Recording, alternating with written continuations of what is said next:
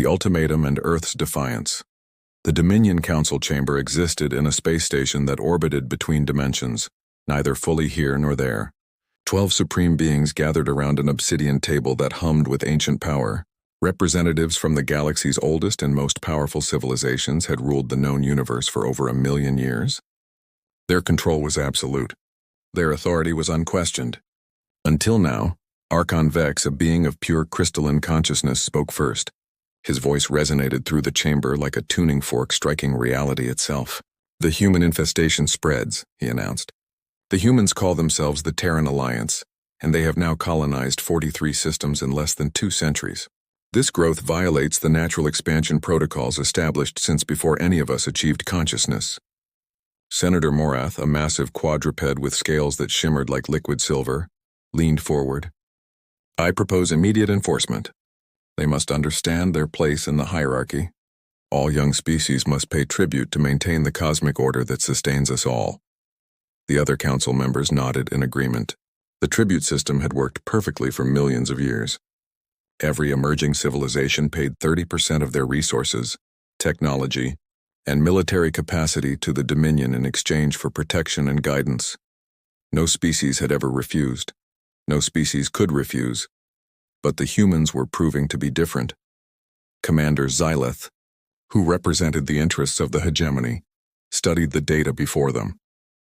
Their weapons technology is primitive. Their space fleet is negligible compared to any serious military power. They possess no faster-than-light communication beyond what we granted them a decade ago. They are by any measurement still children playing with fire. Archon Vex made a decision. Then we treat them as children. Send the standard integration demand, 30% tribute, immediate cessation of unauthorized expansion and acceptance of Dominion oversight on all future development. Give them 10 solar cycles to respond and acknowledge their new status in our ordered universe. The message was prepared by the Dominion's diplomatic machinery, written in formal language that spoke of mutual benefit and necessary contribution. But beneath those careful words lay an iron ultimatum: submit or face consequences. The message traveled at faster-than-light speed through the communication relays, reaching Earth's government first, then broadcast to every human colony, every ship, every station in the vast emptiness of space. Humanity had 10 days to change its destiny. On Earth, in the city of New Lagos, Secretary General Kira Okonkwo sat in a secure underground facility with her closest advisors. The message had been received 3 hours ago. Now her war room buzzed with urgent conversations, panicked assessments, and increasingly desperate recommendations. "We have to comply," insisted Minister Hassan, his dark skin glistening with perspiration under the fluorescent lights. "Their military capabilities are beyond our comprehension. We're a species that just barely achieved faster-than-light travel. How can we possibly stand against beings that controlled 1,000,000 worlds?" General Amara Rodriguez, commander of Earth's Space Defense Force, looked unmoved by the argument. "We don't comply," she said flatly. "That's not what we do. That's not who we are as a species. Once we start paying tribute, we'll never stop. We'll become pets, servants. We'll lose everything that makes us human." Kira listened to both sides, letting the debate flow around her like water around a stone. She had spent the last 72 hours in private meditation and consultation with Earth's leaders from every nation, every culture, every background. They had not voted unanimously for resistance, but they had voted. 78% of Earth's population, when asked in a global referendum, had chosen to refuse the Dominion's demands. 78% had chosen hope over slavery. "We send a response," Kira announced, "but not the response they expect. Not careful negotiation, not begging for mercy or time to consider. We show them something they've never seen before. We show them that we are not their subjects." She turned to her communications officer. "Prepare a broadcast. I want it on every channel they monitor. I want it heard by every species in the galaxy. I want them to understand that humanity will not bow." 3 days later, with Earth's industries working around the clock, Kira Okonkwo sat alone in a simple room before a single camera. No advisors stood behind her. No national flags decorated the space. No symbols of military power surrounded her. Just one woman dressed in a plain gray outfit, with dark eyes that held the weight of 200 billion human souls. The broadcast began. The Dominion Council had gathered once more to receive Earth's response. They expected a carefully worded acceptance, perhaps with requests for negotiated tribute levels or delayed implementation schedules. All young species tried to negotiate. All of them eventually accepted their place. The holographic display flickered to life above the council table. Secretary General Kira Okonkwo appeared, sitting in that simple room with nothing but silence around her. She looked directly at the camera, directly at them. When she spoke, her voice was calm, clear, and absolutely certain. No. The transmission ended. The chamber erupted.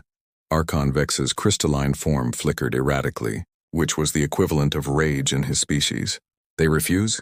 They refuse the Dominion Council? Commander Xylith stood abruptly. This is unprecedented. This is impossible. Send them a clarification. Explain the consequences more carefully. Perhaps they don't understand the power we wield. But Senator Morath was already laughing, a deep, rumbling sound like boulders grinding together. They will understand soon enough. Send the enforcement fleet to their space. Target one of their outer colonies. Let them watch as we demonstrate what defiance costs. They will beg for the opportunity to accept our terms within hours. Archon Vex nodded slowly. Yes, the enforcement fleet departs within the cycle. 200 warships. Enough to crush their military completely. Enough to teach them that the Dominion tolerates no resistance. Show them what they cannot overcome. The order was given. 200 of the most advanced warships ever constructed began their journey toward the human systems, but something the Dominion Council did not know changed. Everything. Humanity had been preparing for 200 years. The moment the Dominion had granted humans faster-than-light technology a decade ago, Earth scientists had begun analyzing every aspect of that technology, studying its principles, understanding its limitations, finding its weaknesses. Earth's engineers had spent 2 centuries studying the trade patterns of alien species, analyzing their communications, listening to their broadcasts, learning their languages and their vulnerabilities. General Rodriguez had spent 2 decades recruiting the best military minds humanity had ever produced.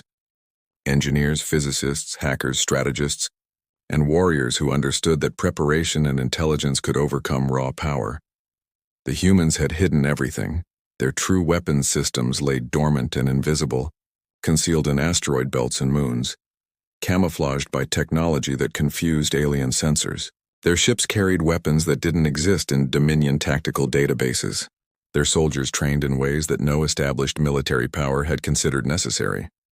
And as the Dominion enforcement fleet traveled toward what they believed would be an easy conquest, Earth's defenders watched their every move, calculated their vectors, and prepared the greatest trap in galactic history. Secretary General Okonkwo looked at her daughter that evening, a child of 6 years old with curious eyes and her mother's determined expression. "Why did you say no to the big scary people in the sky?" the girl asked, not understanding the weight of the moment. "Because," Kira answered, kneeling to her daughter's level. "Sometimes saying no is the most courageous thing a person can do. Sometimes the future of everything depends on refusing to accept what others have told you must be accepted. And because I wanted you to grow up knowing that humanity never surrenders to tyranny. We stand, we fight, we survive." In her command center, General Rodriguez watched the red dots representing the Dominion fleet as they traveled through space toward her people. Her jaw was set with fierce determination. Her hands were steady. Her plan was sound. "They're coming," she said to her officers. "Let them come. Let them learn what humanity is truly capable of. Let them discover that the strongest power in this galaxy is not fear. It's the human will to be free." The Dominion fleet entered human space completely unaware that they had just crossed the threshold into the greatest military trap ever conceived. The hunters were about to discover they were really the prey, and everything was about to change. The battle that changed everything. The Dominion enforcement fleet moved through human space in perfect formation, 200 warships arranged in a tactical diamond pattern that had been proven effective against every species they had ever encountered. These were not ordinary vessels. Each ship carried weapons that could destroy planets. Each ship carried crew members with combat experience spanning thousands of years. Commander Voss, an ancient warrior who had led 100 successful military campaigns, stood on the bridge of his flagship, the Sovereign's Wrath. His species evolved from predators, and he maintained the patient confidence of an apex hunter entering territory where he had already identified his prey. "Scan for human defenses," he ordered through a communication channel that connected all 200 ships. The scans reported back within moments. Minimal defense platforms orbiting human planets. A handful of crude warships scattered throughout the system. Nothing that posed any serious threat. Nothing that could possibly threaten a Dominion enforcement fleet. "They have chosen their fate," Commander Voss said to his crew. "We will offer them one chance to surrender. If they refuse, we remove them from this space permanently." A transmission was sent to the human planet, demanding immediate submission and the arrest of Secretary General Okonkwo for crimes against cosmic order. The humans had 1 hour to comply or face destruction. Aboard Earth's command center, buried deep beneath the Rocky Mountains, General Rodriguez received the transmission with calm acceptance. She had been preparing for this exact moment her entire life. "Begin Operation Awakening," she said simply. The order cascaded through communication channels secured with encryption that the Dominion had no reason to suspect existed. Throughout the solar system, cloaked weapons systems activated for the first time. On asteroids that had seemed dead for centuries, sensors came online. In the depths of Saturn's rings, defensive platforms uncloaked. On Mars, beneath ancient dust, massive railguns charged with power that had been secretly generated for 200 years. Most importantly, around the asteroid that humanity had secretly reinforced and weaponized 5 decades ago, a false energy signature masked the true military installation beneath the rocky surface. The Dominion fleet had no warning. Commander Voss was in the middle of calculating the optimal bombardment pattern when his tactical officer screamed, "Massive energy signatures. They're everywhere. Reading weapons systems we've never encountered before. They're powering up across the entire..." The asteroid that humanity called Refuge Station transformed. The rock split open like a flower blooming in fast motion, revealing a weapons platform so vast it dwarfed individual Dominion warships. Railguns accelerated tungsten projectiles to a significant fraction of light speed.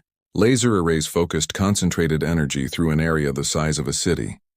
Electromagnetic pulse generators hummed to life. Everything fired simultaneously. The first volley hit the Dominion formation with devastating precision. Warships that had conquered solar systems in a single day were torn apart in seconds. Shield generators, designed to protect against every known weapon system, proved useless against projectiles moving too fast to deflect. The Sovereign's Wrath took 3 direct hits and lost all power. Evasive maneuvers. "All ships scatter formation. Return fire." Commander Voss roared commands, but his fleet was in chaos. They were trained for conventional warfare against established powers. They were not trained for a species that had hidden advanced weapons for centuries, revealing them only when the outcome was absolutely certain. Earth's warships emerged from hidden positions, using faster-than-light jumping techniques that the Dominion had never encountered before. A human ship would materialize inside the Dominion formation, unleash a devastating barrage of advanced missiles and directed energy weapons, then jump away before return fire could find them. It was like fighting ghosts, worse than the physical destruction. Earth's technicians had hacked the Dominion communication frequencies. Human voices began speaking directly to Dominion crew members, calling them by name, referencing their families, their homeworlds, their personal secrets. Information that humanity had gathered through careful observation and analysis over 2 centuries. On every Dominion ship, crew members heard human voices in their personal quarters, their command centers, their engineering sections. "Captain Vrel of the Shieldbearer, your son is studying physics on Meridian Station. We know because we've been watching. We know everything about you. We've known everything for a very long time. Surrender now and your families will be safe. Resist and that changes." The psychological warfare was brutal and effective. Crew members who had served the Dominion for centuries, who had never questioned the system that enslaved dozens of species, suddenly understood that they were not fighting soldiers who had just discovered space travel. They were fighting strategists who had been preparing for this war before most of them were even born. General Rodriguez watched from her command center as each Dominion warship was systematically disabled or destroyed. Not all of them died. Humanity had no interest in genocide, but they destroyed enough to make the message absolutely clear. In 4 hours of the 200 Dominion warships that had entered human space, only 12 managed to escape. 188 warships were destroyed, captured, or disabled beyond recovery. 50,000 Dominion military personnel were captured. 30,000 more would never fight again. Commander Voss died on the bridge of his flagship, crushed when a massive steel plate fell during the final assault. Earth's forces broadcast the entire battle across every communication frequency in the galaxy. They showed the Dominion Alliance what it looked like when preparation met arrogance, when intelligence overcame tyranny, when a species that had been underestimated decided to stand and fight. But something more important happened in that broadcast. On 1,000 different planets in 1,000,000 different cities, oppressed species saw humanity's victory and understood something revolutionary. The Dominion was not invincible. The tribute system was not inevitable. Freedom was possible. Within days, messages began arriving at Earth's command center, from the Crystal Collective, from the methane breathers of Keltor 7, from the sentient machines of the neutral zone, from dozens of species that had paid tribute for centuries, that had accepted subjugation as the natural order of things. How can we fight? They asked. How can we resist? Secretary General Kira Okonkwo sat with General Rodriguez and studied these messages. A new alliance was being born, not built on conquest or domination, but on the shared desire for freedom. We teach them, Rodriguez said. We show them that courage comes in many forms. We prove that intelligence and preparation can overcome any military advantage. We give the galaxy something it has never had before. A chance to choose its own future. Kira nodded slowly. She looked out at Earth through her office window, at the blue planet where billions of humans went about their lives, never realizing how close they had come to eternal slavery just hours before. Her daughter was safe. All of humanity was safe, and more than that, they had sent a message to every corner of the galaxy that would echo for generations. They had shown that humanity would never surrender. They had shown that one word, spoken with absolute conviction, could change everything. The Galactic Dominion would recover from this defeat, but it would never be the same. Because now the oppressed species had hope. Now they had proof that freedom was possible, and they had the Terran Alliance to stand beside them in the fight. The age of the Dominion was ending. The age of liberation had begun,